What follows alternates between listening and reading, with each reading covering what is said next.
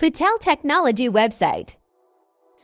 जदि आपण केबे आगरू पैन कार्ड बनई थिले आउ एबे आपण मानक पाखरे से पैन कार्ड नाही किंबा पैन नंबर भी नाही बेले आपण आम वेबसाइट माध्यम रे आपणकर पान नंबर को सर्च करि परिबे।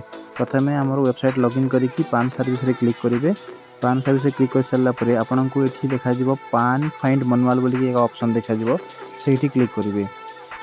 सेठी क्लिक कर सारला परे आपणको किछि डिटेल्स मागिबो आउ से डिटेल्स रे आपण full name, gender, Aadhaar number, father name, customer address, date of birth, retailer WhatsApp number और पिन कोड ए सब देकी सबमिट रे क्लिक करिवे।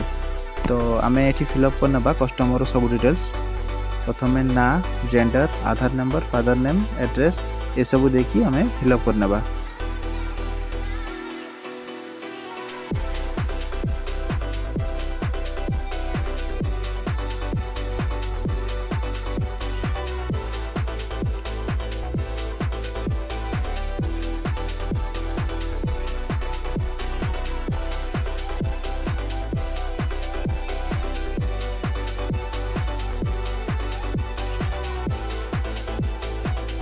फिलअप कर सारा पर सबमिट एप्लिकेशन आम क्लिक करवा।